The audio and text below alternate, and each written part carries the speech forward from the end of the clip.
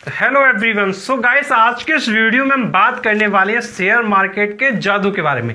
Guys, ये जादू जिसको समझ में आ गया उसके पास पैसा ही पैसा होगा। सो गाइस, शेयर मार्केट कैसे वर्क करता है, कैसे लोग क्या है लाखों रुपए क्या करोड़ों रुपए कमा लेते हैं, किस तरीके से मार्केट में लोग इन्वेस्ट करके बहुत ज़्यादा पैसा कमा ले जाते हैं और बिग अपॉर्चुनिटी को देखकर एक अच्छा पैसा बनाना शेयर मार्केट के द्वारा बिल्कुल पॉसिबल है। सो गाइस, आज के इस वीडियो में हम जानेंगे शेयर मार्केट का क्या जादू होता है, किस तरीके से ये काम करता है। गाइस, आपने बहुत बड़े इन्वेस्टर का तो नाम सुना ही होगा, वॉरेन बफेट। गाइस, उन्होंने बहुत बड़ी संपत्ति कर रखी है जो आप जानते होंगे और बहुत बड़े इन्वेस्टर हैं। सो गाइस, आपको जानना है कि भाई शेयर मार्केट में किस तरीके से इन्वेस्ट करते हैं कि आपका जो पैसा है वो बहुत तेजी से बढ़ जाता है। तो गाइस, ये तो नॉर्मली सभी लोग जानते हैं कि भाई शेयर मार्केट में इन्वेस्ट करने के लिए एक डीमैट अकाउंट और ट्रेडिंग अकाउंट की आवश्यकता होती है और उसके द्वारा आप क्या है एक स्टॉक को क्या है बाई एंड सेल कर सकते हैं। एंड गाइस, उसके अलावा म्यूचुअल फंड के बारे में भी आपने सुना होगा। सो गाइस, हम बात करते हैं कि भाई पैसा कैसे बढ़ता है, तो मैं आपको एक बहुत ही आसान एग्जांपल के साथ समझाना चाहूंगा, फिर हम समझेंगे भाई पैसा कैसे बढ़ता है और कैसे कम होता है। क्योंकि हर चीज की दो साइड होती हैं, एक पॉजिटिव साइड और दूसरी नेगेटिव साइड। तो आपको पॉजिटिव एंड नेगेटिव साइड दोनों समझना क्या है, बहुत ज्यादा इंपॉर्टेंट है। तो देखिए, पॉजिटिव साइड की अगर हम आपसे बात करें तो आपको देखिए समझना होगा। देखिए, अगर हम बात करें रिलायंस कंपनी की, अगर हम बात करें आपसे रिलायंस कंपनी की, तो देखिए अगर हम बात करें 2002 की, 2002 में रिलायंस का शेयर लगभग 53 के अबाउट था, मतलब ₹53 के अबाउट रिलायंस का क्या है शेयर था। अगर हम आपसे बात करते हैं 2021 की, तो इस समय जो शेयर मार्केट में इसका प्राइस है वो है आपका ₹2400, मतलब 2021 में इसका प्राइस 2400 के नियर अबाउट है। इसका देखिए क्या मतलब है वो समझिए ध्यान से। देखिए, जिस व्यक्ति ने रिलायंस का एक शेयर लिया था सिर्फ 53 रुपए का, उसका आज हो गया है 2400 रुपये, मतलब 53 रुपये 2400 रुपये क्या है बन चुके हैं सिर्फ एक शेयर को लेने के बाद। यदि सपोज करिए कोई व्यक्ति अगर 53 रुपये की जगह 530 रुपये के शेयर लेता तो फिर क्या होता, इसकी वैल्यू हो जाती 24,000, मतलब 530 रुपये 24,000 में कन्वर्ट हो जाता। और इसी जगह अगर वो व्यक्ति 5300 रुपये इन्वेस्ट करता 2002 में, तो फिर उसका आज रुपये हो जाता 2,40,000।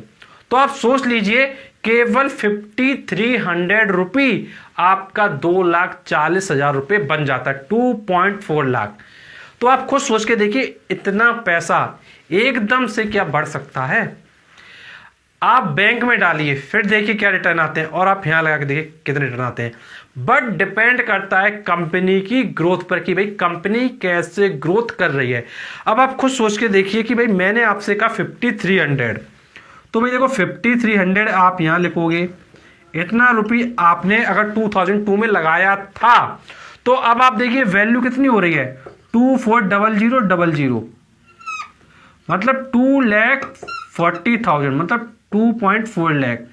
ये रुपये आज 2021 में आपकी आ रही है।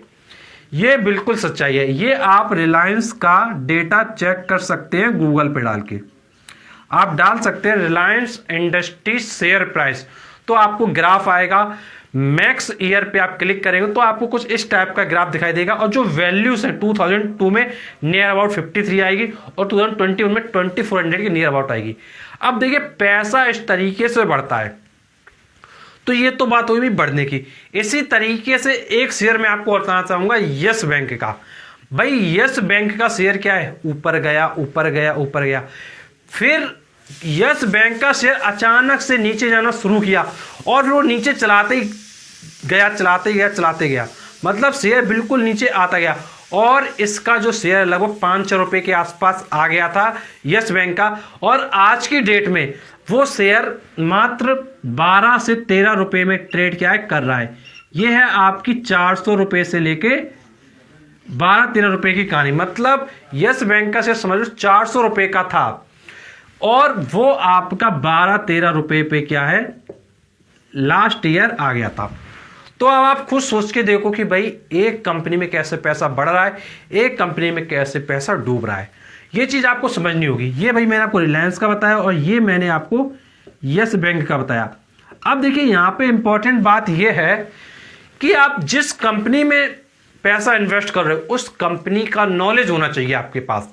देखिए अगर विदाउट नॉलेज इन्वेस्ट करेंगे तो क्या होगा, लॉस के चांसेस बनेंगे और समझना बहुत ज़्यादा इंपॉर्टेंट है। अब देखिए अगर आपको नॉलेज नहीं है तो विदाउट नॉलेज आपका कुछ नहीं हो सकता। तो नॉलेज बहुत ज़्यादा इंपॉर्टेंट है हर एक चीज़ के लिए। तो आपको ध्यान रखना है, अगर आपको नॉलेज होगी तो आप पैसे को बढ़ा पाएंगे। और इसीलिए लिखा है शेयर मार्केट का जादू जिसको समझ में आ गया उसके पास पैसा ही पैसा होगा। तो भाई पैसा ही पैसा होने के लिए थोड़ा समझना पड़ता है चीज़ों को। भाई जितना नॉलेज गेन कर लोगे उतना ही आपके लिए बेनिफिट करेगा। अब देखो कुछ चीज़ों को आपको समझना है। देखिए क्या समझना है, पहली चीज़ तो है फंडामेंटल्स। कंपनी का फंडामेंटल्स देखना है कि भाई कंपनी क्या करती है, कंपनी किस टाइप के प्रोडक्ट्स बनाती है, कंपनी फ्यूचर में क्या क्या प्लान लाने वाली है। मतलब कंपनी के बारे में जानकारी होना चाहिए कि भाई कंपनी क्या करती है, क्या करेगी, क्या उसका प्लान है, क्या उसका विजन है। ये चीज़ आपको चेक करना पड़ेगा। उसके बाद होता है आपका टेक्निकल एनालिसिस कि भाई चार्ट देखिए, भाई चार्ट में क्या आपके संकेत मिल रहे हैं। चार्ट अप ट्रेंड में जा रहा है या डाउन ट्रेंड में जा रहा है। देखिए अप ट्रेंड का मतलब होता है कि इस तरीके से, ये देखिए जो चार्ट आप देख रहे हैं ये क्या अप ट्रेंड में, मतलब ऊपर जाता जा रहा है, ऊपर जाता जा रहा है। डाउन ट्रेंड में क्या होता है, ग्राफ उल्टा आता है। मतलब जैसे अगर हम ग्राफ अगर आपसे बनाएं तो पहले ऊपर जाएगा, फिर नीचे जाएगा, फिर ऊपर जाएगा, फिर नीचे जाएगा, ओवरऑल इस तरीके से नीचे जाता जाएगा। मतलब डाउन ट्रेंड में क्या होगा, ग्राफ क्या है नीचे की तरफ जाता जाएगा, जाता जाएगा। तो आपको देखना है कि भाई जिस शेयर में आप पैसा लगा रहे हैं उसका क्या रिजल्ट रहा है, पास्ट कैसा रहा है, वो अप ट्रेंड में मूव किया है कि वो डाउन ट्रेंड में मूव किया है, और आने वाले समय में उस बिजनेस की वास्तव में कोई डिमांड होगी कि नहीं होगी। अब देखिए आपको पता है कि भाई जो टीवी है आज की डेट में लोगों के हाथ में मोबाइल है, हर किसी के हाथ में मोबाइल है, और टीवी को देखना लोगों ने क्या है बंद कर दिया है। अब आप जितनी टीवी कंपनीज हैं उनके शेयर प्राइस आज की डेट में आप चेक करिए तो भाई वो डाउन ट्रेंड में जा चुके हैं, उनके शेयर की वैल्यू काफी कम हो चुकी है। क्यों? क्योंकि आज के समय में टीवी बहुत कम लोग देखना चाहते हैं। तो आपको यह भी देखना है कि इन फ्यूचर जिस कंपनी में आप पैसा लगा रहे हो उस कंपनी आगे उसकी डिमांड रहेगी या डिमांड कम हो जाएगी। अगर डिमांड कम होगी तो ऑब्वियस सी बात है कि शेयर मार्केट में उसका प्राइस डाउन ट्रेंड में आने लगेगा, डाउन करने लगेगा, और अगर प्राइस डाउन करने लगेगा तो आपका पैसा भी कम होना क्या शुरू हो जाएगा। तो इसलिए आपको समझना होगा कि अप ट्रेंड मूवमेंट है या डाउन ट्रेंड मूवमेंट है। जब तक आप मूवमेंट को चेक नहीं करेंगे तब तक पैसा आपका नहीं बढ़ पाएगा। इसलिए कोशिश ये करें ऐसी कंपनीज में इन्वेस्ट करें जिनका जो ग्राफ है वो अप ट्रेंड में जाए, मतलब उनमें ग्रोथ हो। ऐसा ना हो कि वो डाउन ट्रेंड में जाती जा रही हैं, उनमें ग्रोथ नहीं हो रही है। और जो पेनी स्टॉक्स होते हैं, मतलब जिनकी वैल्यू बहुत कम है और उन पर सिर्फ आप रिस्क ले रहे हैं, तो भाई रिस्क पूरी तरीके से ना लें, क्योंकि उसमें आपका जो पैसा है वो डूब सकता है। उतना ही रिस्क लें जितना आप क्या है झेल सकते हो। अगर आपने ज़्यादा रिस्क लिया, आपने सोचा कि भाई ये शेयर अचानक से बढ़ता जा रहा है, बढ़ता जा रहा है, बढ़ता जा रहा है, हम भी कुछ दिन के लिए पैसा लगा दें और फिर हमारा पैसा ही बढ़ जाएगा, तो भाई ऐसा जरूरी नहीं कि भाई ऐसा हो। कई बार क्या होता है, शुरुआत में शेयर बढ़ता है, बढ़ता है, बढ़ता है, फिर अचानक से गिरना शुरू होता है, अचानक से गिरना शुरू होता है तो फिर पैसा क्या डूबना स्टार्ट हो जाता है। तो इसलिए आपको समझना होगा सारी चीज़ों के, पेनी स्टॉक क्या है, आपके फंडामेंटल एनालिसिस क्या है, टेक्निकल एनालिसिस क्या है, इन सब चीज़ों को आपको पता होना चाहिए। आपको ये भी पता होना चाहिए भाई पैसा कब मार्केट में कितना लगाना है, किस तरीके से पैसे को अरेंज करना है, पोर्टफोलियो अपना कैसे बनाना है। अब देखिए आपको एक चीज़ ये भी ध्यान रखिए कि भाई जो आप पैसा लगा रहे हैं वो लॉन्ग टर्म के लिए लगा रहे हैं या शॉर्ट टर्म के लिए लगा रहे हैं। अब देखिए नॉर्मली अगर आप 1 साल की बात करते हैं तो भाई आपका शॉर्ट टर्म होता है। अगर आप 10 साल के नियर अबाउट की बात करते हैं तो भाई लॉन्ग टर्म होता है। देखिए 1 साल के बाद भी आप लॉन्ग टर्म कह सकते हैं, बट लॉन्ग टर्म असली वही कहा जाता है भाई जिसमें आप 10 साल 20 साल का टारगेट, एक विजन लेके चलें।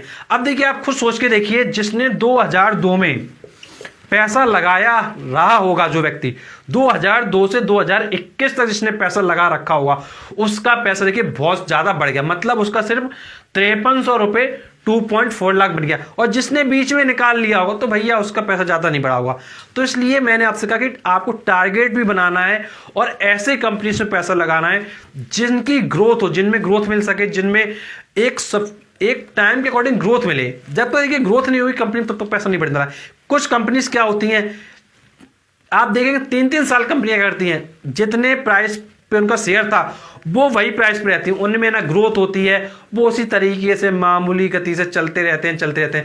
जैसे मालगाड़ी नहीं होती है, एक अपनी स्पीड से चलती रहती है। तो भाई आपको सोचना है कि मालगाड़ी में जाना है या फिर शताब्दी में जाना है। तो ऑब्वियस सी बात है कि भाई शताब्दी में हर कोई जाना चाहता है। तो बस वही चीज आप देखिए, अच्छे शेयर्स लें, भले ही कम लें, वैल्यू पे ना जाए। जो शेयर महंगे होते हैं उनकी महंगाई क्यों हुई शेयर की, उनका सिर्फ एक ही कारण है क्योंकि उन्होंने काफ़ी अच्छी कंपनी की ग्रोथ हुई, इसलिए उनके शेयर क्या है महंगे हो जाते हैं। ये चीज़ आपको ध्यान रखनी है। और देखिए ये लॉन्ग टर्म और शॉर्ट टर्म, उसके टारगेट को समझते हुए आप क्या है इन्वेस्ट करें और उसी के अकॉर्डिंग क्या है काम करें। और ऐसे वीडियोस देखने के लिए आप चैनल को जरूर सब्सक्राइब करें, नोटिफिकेशन दबाएं, क्योंकि हम आपके लिए वीडियो लाते रहते हैं। चलिए मिलते हैं आपसे नेक्स्ट वीडियो, तब तक के लिए शुक्रिया।